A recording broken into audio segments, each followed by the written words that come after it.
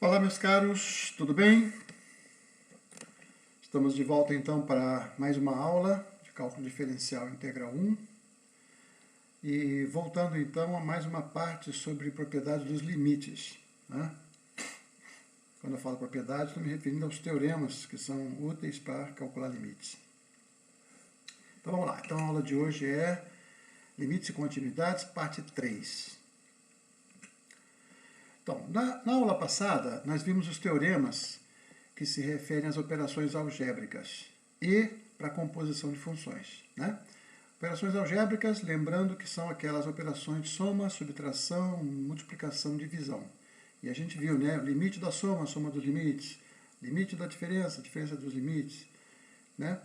E a composição de funções, né? E nós vimos que tinha uma condição lá de que G bola F, a G tinha que ser contínua, lembra? A gente mostrou uns exemplos em que se essa condição não for satisfeita, o limite pode não corresponder.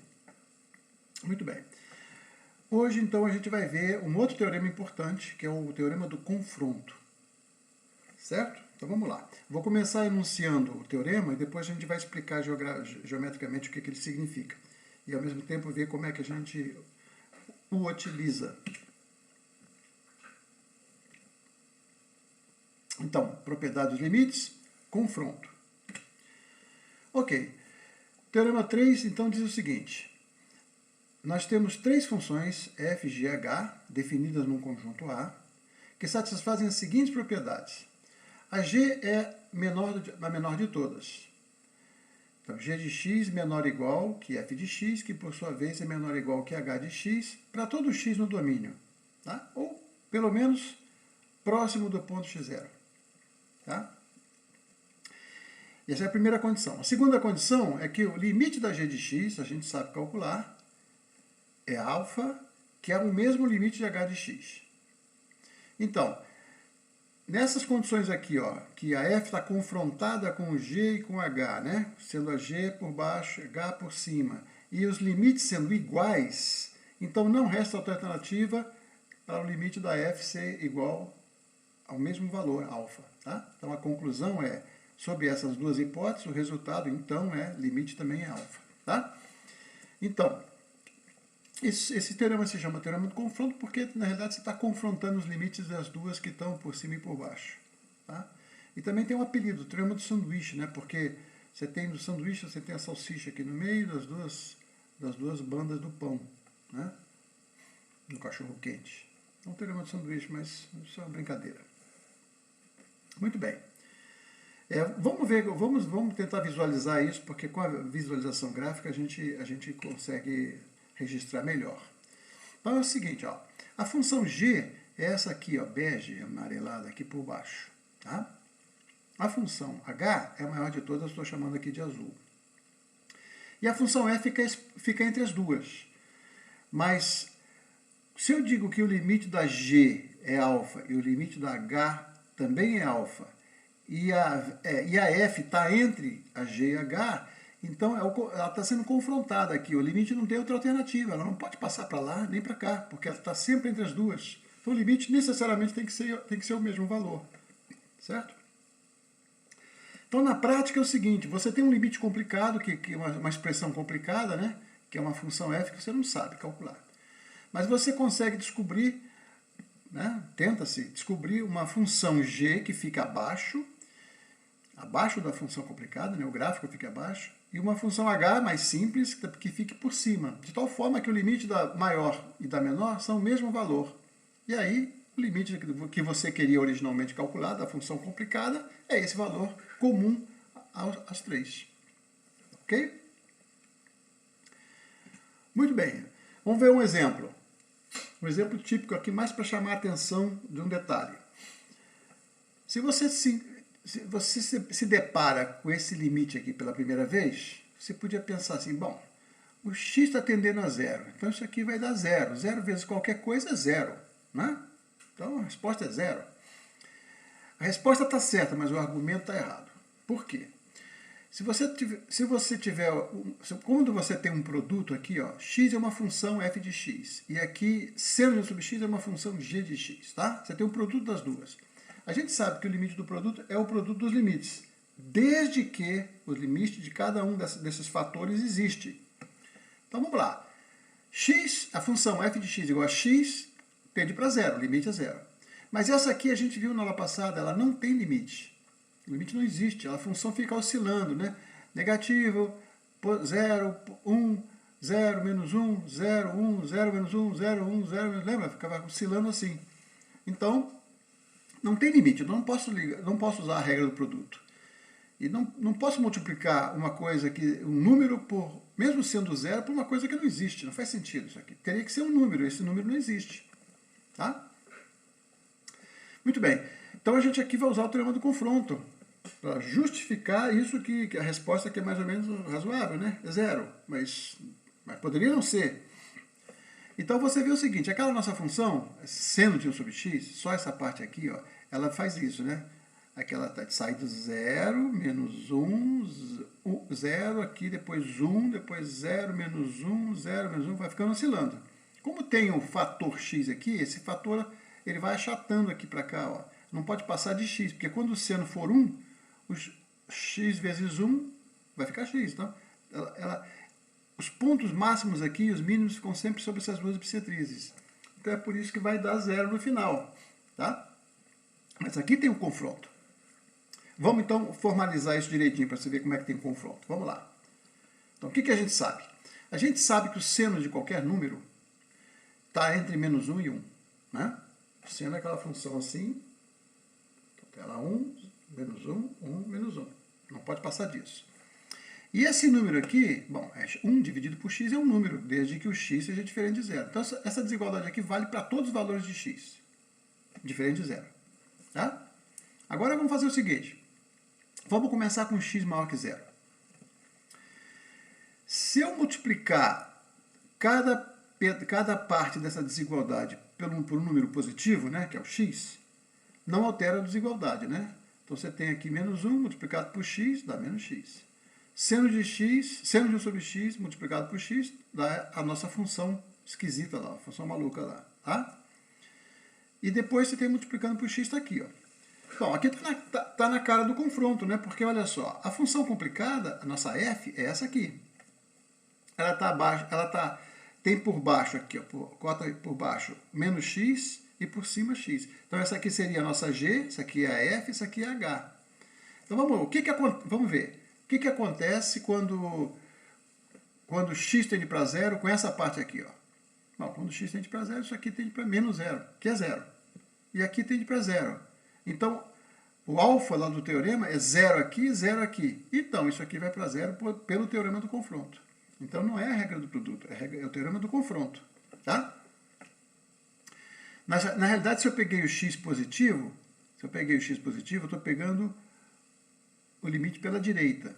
Mas você pode fazer a mesma coisa pela esquerda, tá? Eu vou deixar vocês pensarem aqui, pegando agora o x negativo. Lembra que quando você multiplica 3 números, né, assim, uma desigualdade desse tipo por um número negativo, a desigualdade se inverte, né? A desigualdade se inverte. Ok? Deixar vocês pensarem. Agora vamos pegar um outro exemplo, esse sim, esse mais importante. É o primeiro limite fundamental, que é esse aqui, ó.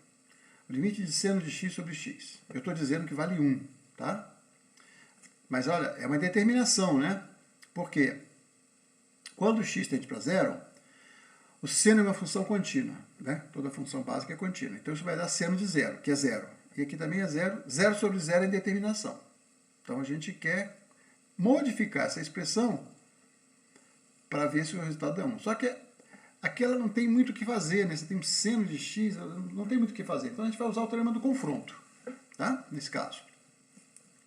Mas antes vamos lembrar o seguinte, quando a gente está usando no cálculo o seno, a função seno de x, a função cosseno, as funções trigonométricas, o x é sempre medido em radianos, não é em graus, nem de grados, é radianos. Vamos lembrar então o que é um radiano? Então tá aqui, ó. Na circunferência unitária, x radianos é a medida do ângulo central que corresponde ao arco de circunferência de comprimento x. Tá? Então vamos para cá. Por exemplo, suponha que esse comprimento aqui, ó, vale x, Se você botou uma fitinha aqui em cima, né, uma régua aqui, uma fita flexível, né, colocou aqui e mediu o comprimento desse arco aqui. Deu x, circunferência unitária. Então, esse aqui é o seno de x, e esse comprimento aqui, e essa altura aqui é a tangente de x. Tá? Então, olha o que a gente está vendo. Nesse trecho daqui até aqui, que o seno é positivo, né, o seno de x é menor que x, que é menor que a tangente de x. Então, vamos escrever isso. Está aqui, ó. Para x entre 0 e π sobre 2, o seno de x é positivo. E é menor que x, que é menor que a tangente. Tá? A nossa figurinha. Muito bem, agora eu vou fazer o seguinte. Eu vou dividir cada termo dessa desigualdade aqui por seno. Tá? Então, seno dividido por seno dá 1. Se eu estou dividindo cada membro daqui por um número positivo, eu não altero a desigualdade. A desigualdade continua a mesma, certo? Lembram disso? Então, se eu dividir tudo por seno, aqui fica 1, está aqui, ó. Aqui fica x dividido pelo seno de x, está aqui. E a tangente, que é seno sobre cosseno, se eu dividir pelo seno, fica 1 sobre cosseno. Então, está aqui, ó. Então, essa desigualdade aqui é verdadeira para todo x nesse intervalo aqui, tá? Bom, mas não era essa a expressão que eu queria era essa aqui, ó, do teorema fundamental, é essa aqui, tá? O limite fundamental. Tudo bem, então, o que eu vou fazer? Eu vou inverter, tá? Quando eu inverto, eu troco a ordem da desigualdade. O que era maior passa a ser menor, o que é menor passa a ser maior, né? Por exemplo, aqui é 1, vamos supor, aqui é 1, aqui é 2, aqui é 3. Então, se você inverte, o 3 fica 1/3, tá? 1/3, 1 meio, 1. Ora, 1/3 é menor que 1. Inverteu, né? 1/3 é menor do que 1 meio, que é menor que 1. Então, está aqui, ó. O inverso desse é cosseno. Como aqui 1 sobre cosseno é maior, quando eu inverto fica menor, tá? Cosseno é menor do que essa expressão, que é menor que 1. Né? Porque o inverso de 1 é 1. Então, olha o que aconteceu. O limite fundamental que eu quero calcular é dessa função aqui, ó. Então, tem minha f de x aqui. Por baixo tem o cosseno, que seria a nossa g de x. E por cima tem uma função constante, sempre igual a 1, constante igual a 1, nossa h. Bom, o que acontece quando faço x tender para zero pelo cosseno? O cosseno é uma função contínua, em todos os pontos do seu domínio, não é isso? Então, o limite do cosseno de x, quando x tende para zero, é o cosseno de zero, que vale 1. Então, aqui é 1, aqui é 1, essa aqui não tem alternativa, ela fica exprimida no meio, o limite é 1. Tá? Então, como a gente fez nesse intervalo aqui, que o x é positivo, eu estou calculando o limite lateral direito. Então, o limite lateral direito dessa função, ela é 1. Agora, se eu quiser que o limite seja igual a 1, eu tenho que verificar pelo lado esquerdo também. Tá? Vamos fazer, então, nesse caso com calma. Vamos lá. Pega um x negativo, tá? Então, pega um x negativo. Entre menos π sobre 2 e π sobre 2. Então, nesse caso, vamos voltar para aquela figurinha nossa lá. Nesse caso, eu estou aqui, ó, eu estou de 0 a menos π sobre 2, vem para cá, tá certo? Então, o seno estaria aqui, o arco estaria aqui, e a tangente estaria aqui. Tudo negativo. Então, esse número aqui, ó, esse comprimento aqui, ele é menor, porque é um número negativo, né? Menos 3, por exemplo, menos 3 é menor do que menos 2, que é menor do que menos 1, por exemplo, tá?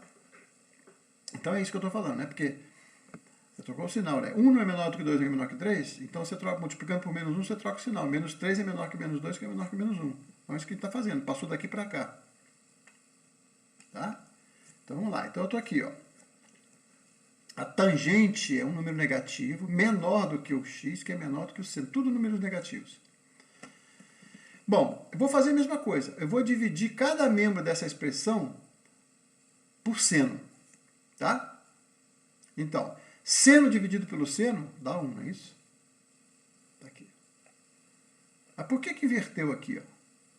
Se eu tinha maior aqui, vamos fazer assim, ó. Eu vou dividir o seno pelo seno, dá 1, tá ok. Aqui eu vou dividir o x pelo seno, tá aqui, ó, x dividido pelo seno.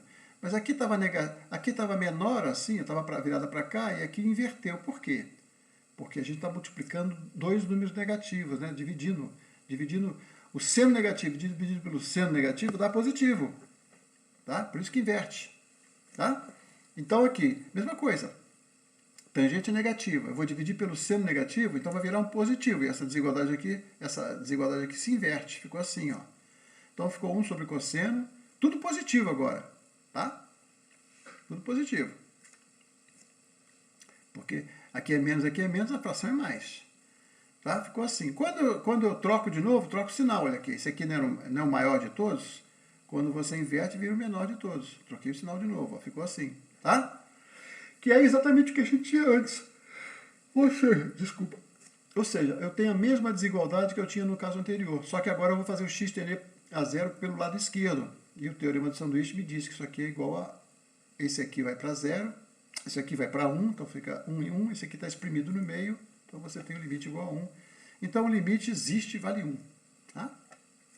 Então esse é o limite importantíssimo. Muito bem. A gente pode fazer outros exemplos. Né? Por exemplo, tangente de x sobre x. A tangente de x sobre x, a tangente eu posso escrever como seno sobre cosseno. Então eu vou separar esse numerador, eu vou deixar aqui, ó, e o cosseno eu separo lá. Por que eu estou fazendo isso? Porque vai aparecer o limite fundamental aqui, ó. Tá? Então você tem agora o limite de um produto. Se o limite do produto vai ser igual ao produto dos limites, se cada um deles existe. Bom, esse aqui, o limite a gente já calculou, é 1. E isso aqui, essa função aqui é contínua. Quando o x tende para zero, cosseno de x vira cosseno de zero, que é 1. Então fica 1 vezes 1. Então está aqui, ó. Limite do produto é o produto dos limites. 1 vezes 1, a resposta é 1. Tá? Esse aqui também a gente pode usar o limite fundamental de novo. Olha, cosseno de x menos 1 sobre x. Quando x vai para zero, dá 1 menos 1, 0 dividido por 0. Determinação. Certo? Mas aqui eu vou fazer o seguinte truque. Essa expressão eu vou multiplicar pelo conjugado do numerador aqui. Ó. Cosseno de x menos 1, conjugado é o cosseno de x mais 1. Eu vou multiplicar e dividir, para não alterar a expressão. Né? Isso que está aqui dentro do parênteses é a mesma coisa que está aqui. Ó. Tá? Aqui eu vou usar o produto notável. A menos B, que multiplica A mais B, é o quê? A2 menos B2, tá? Então fica o cosseno ao quadrado menos 1. Cosseno ao quadrado menos 1 é menos seno ao quadrado. Certo? Então aqui em cima ficaria menos seno ao quadrado. E embaixo ficaria isso aqui. Mas esse menos seno ao quadrado, eu vou fazer o seguinte. Uma parte deles eu vou deixar com x. E a outra parte eu vou deixar no numerador dessa parte aqui, ó. Então, realmente, esse produto aqui, desses dois aqui, que dava menos seno ao quadrado, eu separei em dois. Eu separei o seno de x aqui e o menos seno de x aqui, ó. Ficou assim. E aí eu digo que o limite do produto é o produto dos limites. Então, apareceu o limite fundamental aqui, ó, que dá 1. E aqui, isso aqui não é indeterminação, né? Isso aqui vai dar 0 e aqui vai dar 2. 0 sobre 2 é 0. Então, a resposta é 0. Tá? Então, de novo, eu tive que usar aqui o limite fundamental. E esse limite fundamental, a gente vai aparecer em vários lugares. Ele envolve, sempre que tiver com funções trigonométricas, ele vai, de alguma forma, vai estar envolvido. Tá? Muito bem. Todos os exemplos que nós vimos até agora são indeterminações do tipo 0 sobre 0. Então, aqui eu aproveito para listar todos os tipos de indeterminação e a gente vai ver que, na realidade, quase todos são equivalentes, tá? Então, 0 sobre 0 é indeterminação, infinito sobre infinito é indeterminação, 0 vezes infinito é indeterminação, 1 elevado a infinito é indeterminação, infinito elevado a 0 é indeterminação, infinito menos infinito é indeterminação. Observe que 0 sobre infinito não é indeterminação. Tá? Por quê? Porque 0, vamos supor, o numerador está tendendo a 0, o denominador está tendendo a mais infinito. Então, se isso aqui for, por exemplo, 0,01 e aqui for 1000, tá? 0,01, 1 centésimo dividido por 1000 dá o quê? 1 milionésimo. Então, cada vez menor, né? Então, isso aqui vai tender para 0. E isso aqui é o contrário, vai tender para infinito. Então, toda vez que aparecer 0 sobre infinito, isso é 0. Infinito sobre 0 é infinito. Tá? Ok? Não é indeterminação. Determinação são essas que estão aqui, são essas 6 aqui. Ó. Muito bem.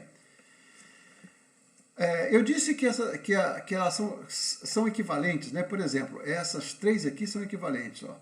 Zero sobre zero, que a gente já usou, infinito sobre infinito e zero vezes infinito. Essas três são equivalentes. Em que sentido? A mesma expressão pode dar qualquer uma delas, desde que a gente escreva de alguma forma. Por exemplo, olha só, vamos pegar esse limite aqui. Eu vou fazer o x tender para π sobre 2, então quero fazer esse limite aqui, ó, nessa expressão. Tá? A resposta é 2. Tá? Vou deixar vocês fazerem. Mas se você olhar direto, olha, quando o x, esse x aqui tende para π sobre 2, isso aqui vai dar 2 vezes π sobre 2, que dá π. π menos π vai 0. Então aqui está dando 0. E aqui a tangente de π sobre 2, a gente já viu na tangente lá, vocês lembram lá do colégio, né? Isso aqui, o π sobre 2, a tangente não está definida, mas quando o x tende para π sobre 2, pelo lado esquerdo, né, a tangente vai para mais infinito. Tá? Então eu estou com essa determinação aqui, ó, 0 vezes infinito. Tá? Vamos olhar para essa aqui agora. Lembra que a tangente é o inverso da cotangente. Então isso que está aqui é a mesma coisa que isso que está aqui. Essa que está aqui é a mesma coisa dessa. Mas aqui então vai dar o quê? π menos π dá 0 e cotangente de π sobre 2 é 0. Então essa aqui é a mesma expressão, mas está dando 0 sobre 0, se você olhar diretamente. Então, deu essa determinação aqui, a mesma expressão deu essa determinação aqui. E agora, se eu pegar esse numerador e jogar para o denominador do denominador, que é isso aqui, ó, π sobre esse número aqui, vamos chamar isso aqui de A. Esse número A é a mesma coisa que 1 sobre 1 sobre A. Não é isso? Denominador do denominador. Então vai dar agora infinito sobre infinito, porque tangente de π sobre 2 é infinito. Aqui você está num denominador, né? 1 dividido por π menos π, quer dizer, 1 dividido por 0 é infinito. Tá? Infinito sobre infinito. Aqui, ó. Então são equivalentes. Assim. Então isso significa o seguinte, se você chegar nessa, você pode ficar dando volta, se não fizer a conta direito, você pode ficar sempre batendo em determinações equivalentes. Tá? Muito bem. Então eu deixo vocês manipular essa expressão. Ele é parecido, esse exercício aqui, esse exemplo aqui é parecido com o exercício da lista de limites que a gente viu lá atrás. Tá?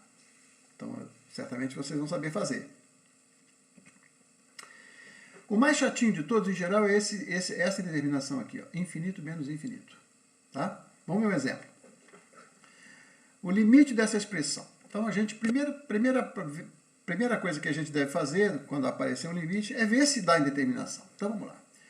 Então, eu tenho aqui, ó, uma função f de x e uma função g de x, certo? Então, o limite da diferença é a diferença dos limites, caso eles existam. Mas ele não existe aqui, né? Porque quando x tende para infinito, você tem infinito aqui, infinito aqui, infinito aqui. Então, aqui dentro vai dar infinito, raiz de infinito vai infinito, né? Porque tudo cresce indefinidamente. Então, isso aqui vai dar infinito. E aqui tem um menos, fora da raiz, né? Menos. Então, aqui também vai ficar... Então, você tem essa indeterminação. Infinito menos infinito aqui. Indeterminação. Certo? Muito bem, como é que a gente pode resolver essa indeterminação? Levantar a indeterminação? Vamos manipular a expressão, né?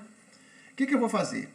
Esse x4 que está aqui, ó, eu vou colocar ele em evidência aqui dentro da raiz e tirá-lo como tirando da raiz. O x4 sai da raiz, fica x2, tá? x4 fica x2. E aí sobra 1 aqui, não é isso? Bom, mas quando você está colocando x4 em evidência... No fundo, eu estou colocando x4 que multiplica 1 mais a sobre x2 mais b sobre x4. Porque aí, quando você multiplicar o x4 que estaria aqui, multiplicando por ele, sobra b. É isso? Então, eu botei em evidência. Tá? Por que eu botei em evidência? Bom, porque tem um x2 aqui, ó, você vai ter x2 aqui que eu boto em evidência de novo. Então, vai ficar assim, ó. Esse cara aqui, junto com esse, veio para cá. E dentro do parênteses aqui vai ficar essa expressão menos o 1 daqui. Certo? Bom, será que isso resolve? Não, né? Porque quando você faz o x tender para mais infinito, aqui vai dar mais infinito. Está aqui, ó. Mas aqui dentro, como o x aqui está no denominador, isso aqui vai para 0, isso aqui vai para 0, então vai ficar raiz de 1 sozinho, né? 0, 0, raiz de 1. Raiz de 1 é 1, 1 menos 1, 0. Deu indeterminação de novo, tá certo? Não resolveu nada. Mudou a determinação. Então, você está vendo que, de certa forma, isso é equivalente a isso. Tá? E aí, como é que eu saio daqui? Vamos mexer na expressão. Então, presta atenção aqui, ó. Tá vendo a expressão? Eu vou repeti-la aqui, né? Tá aqui, ó. Aqui é a expressão. Eu vou fazer o seguinte. O que está atrapalhando aqui é o fato de que você tem uma coisa que é próximo de 1 aqui, com esse menos 1 está dando 0, né? Porque isso aqui é pequenininho. Quando o x cresce muito, isso aqui é pequenininho. Eu vou fazer o seguinte, eu vou interpretar isso aqui como o número A e aqui o número B. Você tem A menos B. E eu vou multiplicar pelo conjugado, que é o A mais B. É isso mais 1. Multiplicar a expressão, multiplicar e dividir, né? Então, quando eu dividir, está aqui ela aqui, ó, com o sinal de mais. Mas quando eu multiplicar o numerador, você vai ter A menos B que multiplica A mais B. Produto notável, isso dá o quadrado de A menos o quadrado de B. O quadrado de A simplesmente tira a raiz. E o quadrado de B é 1. Então, quando você tira a raiz, esse 1 cancela com esse 1, fica só isso que está aqui, ó. Tá? Agora, esse x que está multiplicando aqui, olha o que acontece. Você está multiplicando o numerador, né?